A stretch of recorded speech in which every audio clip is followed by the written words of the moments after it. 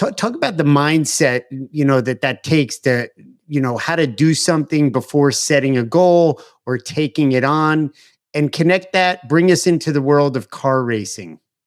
Yeah. So I'll start by saying we do a really horrible job in our society of celebrating failure. I actually, at all my talks, one of my first slides is I'm here because I'm a huge failure.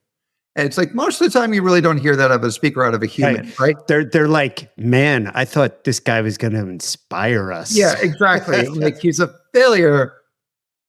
Okay. And, I keep saying I've been fired 4 times. And I say, raise your hand if you've been fired more than 4 times, right? Have you failed at this, that, or the other thing? And it's because I believe failure is super important. If you're not failing, you're not trying.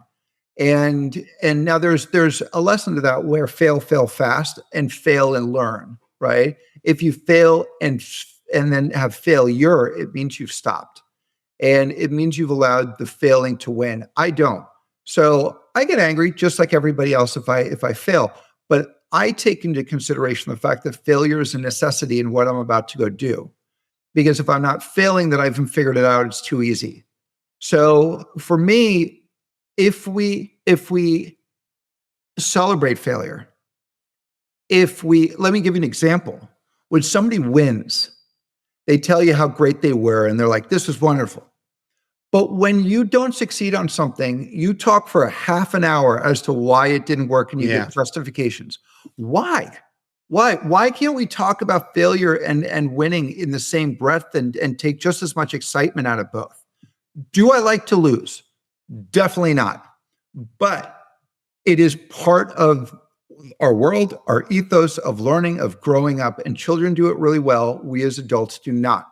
So I'm a big proponent of failure, which then brings me to things like car racing and trying. So what I'll do to mitigate trying to a degree is I will have an idea, and then I will tell everybody that I'm going to do that idea. And this is to my wife's chagrin. She hates this, right? Because she's like, how are you about to, you just told everybody how? And I'm like, well, 2 things here. One is now I'm held accountable, right? Like I don't want to tell somebody I didn't do it.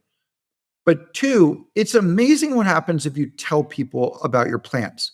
They come out of the woodwork. They either want to help you, or I know a guy that does that. Do you need some help? Or they give you support. If you keep everything locked up because you feel like you're scared of giving away a secret or scared of whatever, don't. The opposite and the upside is so much better to that. So I tell everybody what I'm going to do. I don't tell people how I'm going to do it.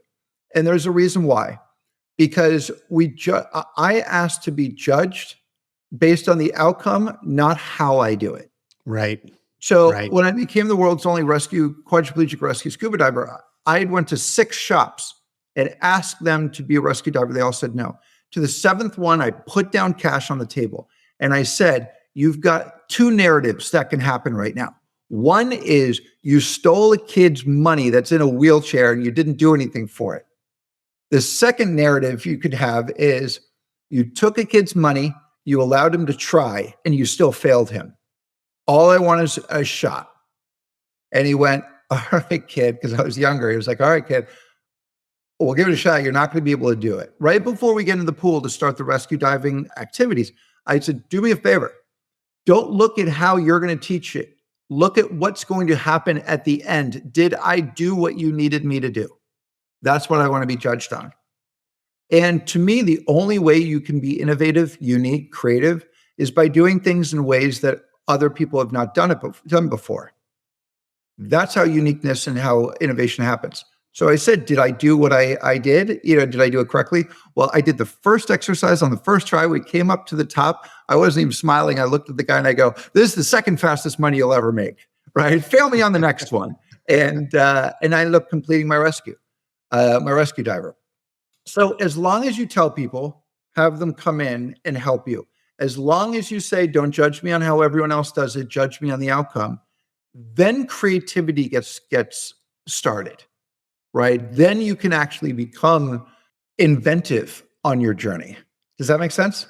Completely. But, it's that willingness to Torsten, it really takes intellect. It takes mental energy. It takes effort. It takes thinking to put your mind in a frame where you're like, failure is just another lesson, just like winning can be a lesson.